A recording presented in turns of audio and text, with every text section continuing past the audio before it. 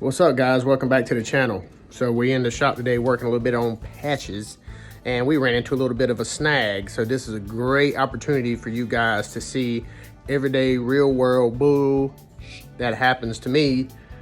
So let's get at it. I'll show you what's going on. This is where the fans come. This is where the jits bang. I'm from the hood though, like the hood though, like really from the hood though, like what they keep. Is Patches' big 496. Look at them ports, boy. Your boy know how to port some heads now. But anyway, this hole right here, you can't see it. That hole had a helicoil in it. And so when I go to torque the final torque on the final bolt on this head, the damn helicoil come out, pulled right out. So what did I do? I went to AutoZone this morning, got me a good old helicoil kit. We're gonna tap that bad boy. We're gonna put her in there. We're gonna put a new helicoil in it, and we're gonna see if this head will torque down. More to come. All right, guys, when it comes to putting in a helicoil, so first thing you gotta do, you gotta tap this bad boy. All right. Now, this tap is made for this helicoil, so you have to come in here and run that tap in this hole. Clean up everything real nice. All right. Then you got the helicoil. So you got this little tang on the bottom side. What it does is you got this installation tool right here. That bad boy's got a groove cut in it. And what it does is that tang fits into that groove like so. And then as you put this thing, you tap it out, then as you put this helicoil in that hole and you run it down in there, that tang lets you spin it.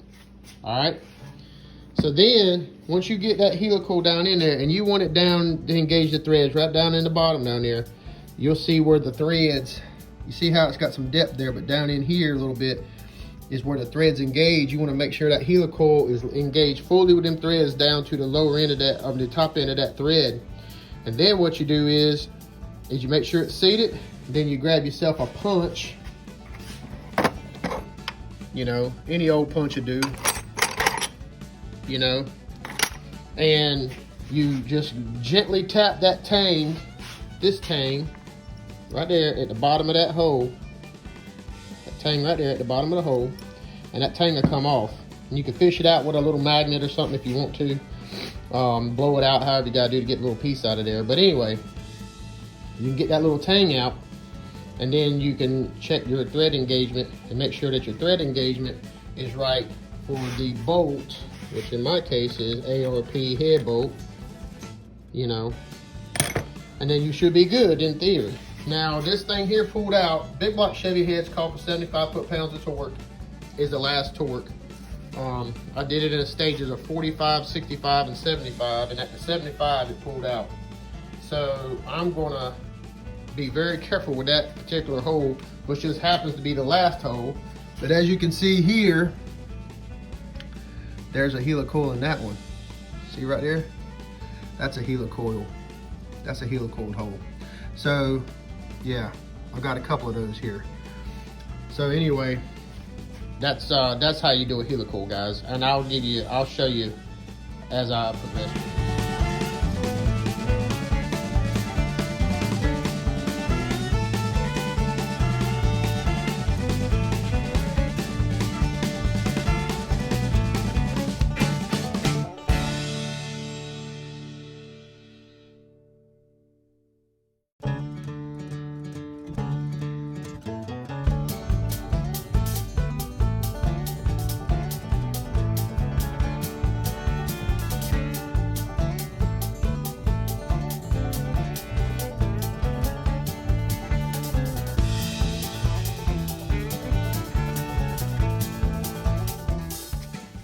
All right, guys, so we did the helicoil, and voila.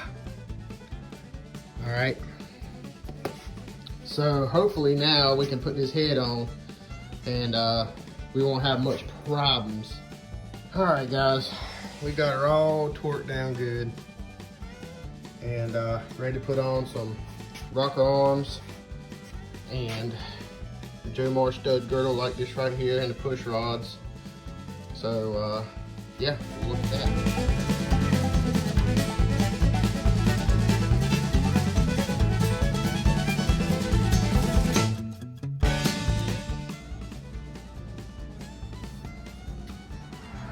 Alright guys, so I've got the Joe Marsh stud girdles off. I'm getting ready to set the cold lash on this thing. So I'm gonna set the cold lash at 12 and 14 thousandths. So they say when you heat this thing up, it'll grow 6 thousandths in your lash value. So I'm gonna set the cold lash 14 thousandths intake, and 12 thousandths intake, 14,000 exhaust. I've got the intake over here, and I'm primering that bad boy up, put a little paint on it. And then when I put it on the motor, I'm gonna pull the motor outside, put some more paint on it, clean it up some, and this bad boy be buttoned up. I've got the headers over here, and I've got one header. I've got the V-band put on it, and I've got it painted. I got the other header, the V-band put on it, but I haven't painted it yet, as you can see. So once I get that done, then get it painted, then I can put the headers on this motor and take it to the dyno. And the next project we're going to do today, guys, is my coilover front suspension has come in from QA1. My boys at Spallone Performance, that right there, they hooked me up. So give them guys a shout if you're looking for some coilover suspension setup. We're getting ready to stick them bad boys right down in there. We're gonna get everything buttoned up. I got a front disc conversion kit coming from Speedway, and hopefully sometime or another I can do a video of me putting that stuff on.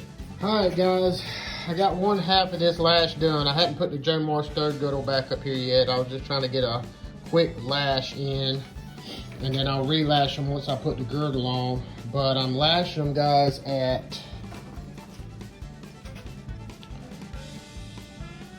14,000 on the exhaust and 12 thousandths on the intake. That is a cold lash. That is not hot. They say that you'll get 6 thousandths more lash. It'll grow 6 thousandths once the motor is hot. So I'm gonna relash them after we warm it up, but that is the cold lash. And I will do a time lapse on this side so you can kind of get an idea, and then we'll put the intake on. All right, guys.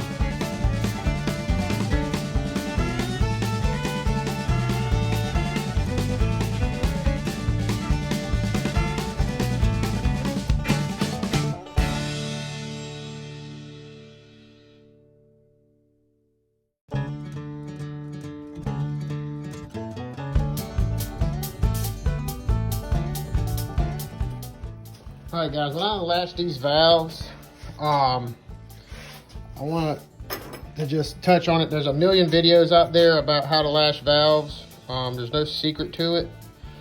So what I want to say is that I'm doing 14 thousandths on the exhaust side. How I know that's exhaust is on a big block, it's easy because exhaust is always on the lower side of the port.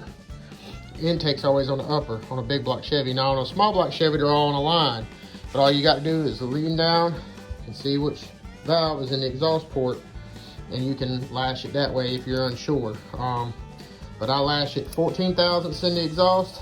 I lashed them 12 thousandths on the intake, and I use the intake closed, exhaust open method. So basically, I'll rotate the engine, and I'll show you what I'm talking about.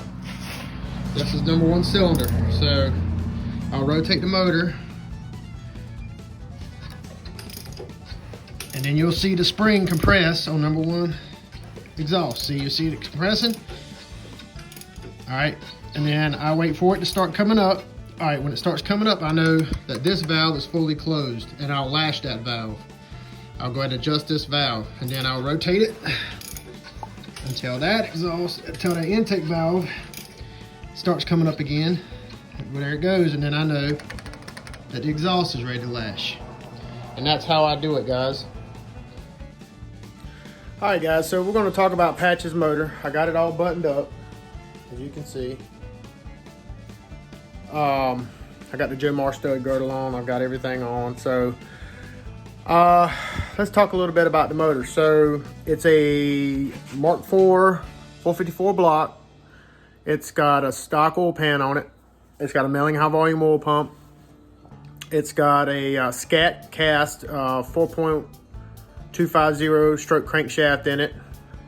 It's got Speed Pro 6.385 rods that have been balanced. It's got the Icon forged pistons. And I think they're 0.310 dome on it.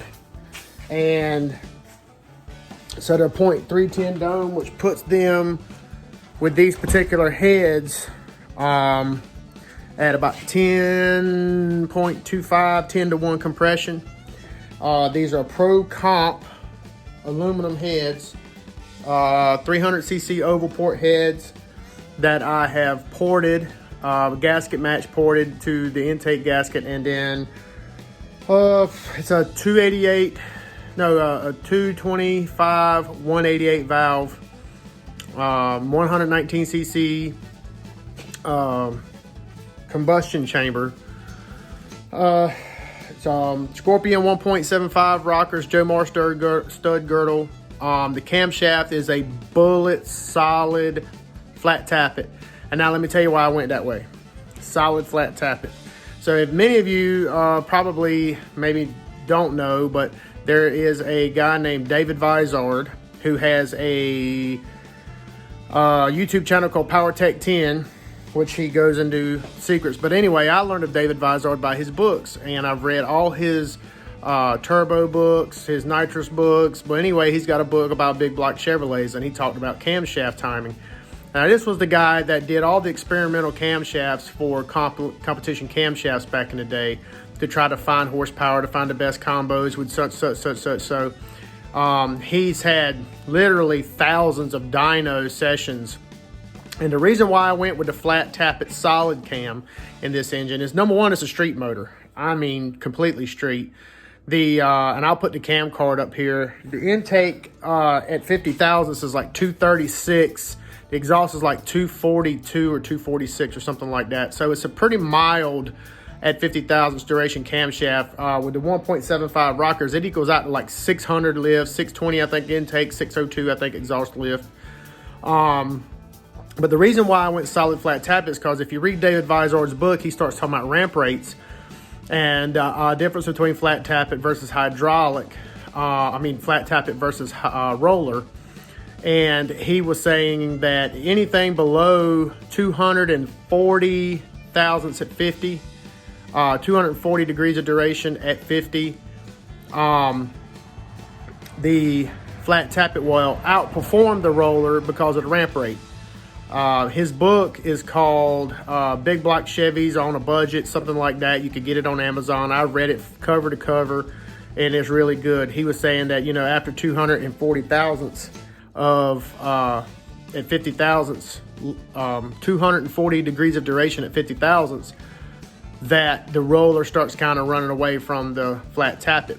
The reason why I went with such a small cam is because this will be a street motor. It's on a 110 degree lobe separation angle and a 106 intake center line, which ended up turning out to be 107 when I degreed it in. So 1 degree, I'm not going to sweat that. The intake is a Speedmaster intake, but it's the knockoff more or less of the Edelbrock Performer RPM that I fully ported. So I 40 ported to match to the heads, and I also ported the plenum up there, cut the divider, did a couple of things. They're not too deep. I didn't cut the divider very deep, but I did cut enough to make some of that plenum volume. This motor will have a 1-inch spacer and a Holley Sniper EFI kit. The headers are Hooker competition headers, 2-inch primaries and 3.5-inch collector. And it's an externally balanced engine. It's got an external SFI approved balancer and a flywheel. It's going to be run by an MSD distributor, 6530 box, and it's going to be locked out. And I'm hoping this motor will make around 600 horsepower, maybe 600 foot-pounds of torque, something in that range. If I make 575 anywhere around, I'm good with that. This motor is going to be a very healthy street engine, but it's going to have real good manners. It's going to be terrible on gas, which, you know, whatever. It's miles per gallon, not miles per gallon, right? So anyway, guys, that is the breakdown of the motor that's going into patches. I will post a few pictures along the way to show you what I've put in this motor and to give you an idea of if you want to try to build your own 496 for your own car, that this was a very good street motor. The dyno sessions will be coming pretty soon. Maybe after Christmas, I'll take this thing to the dyno and buzz it and see what happens. I'll probably run it on a carburetor to do it on the dyno, and I'll probably run a regular mechanical advance distributor in it just to get it through the dyno session to find out what it can and can't do. That way I can spec out a converter and do all the rest of the stuff. But anyway, guys, thank you. Like, share, and subscribe if you like what you see, and hit me up on the flip.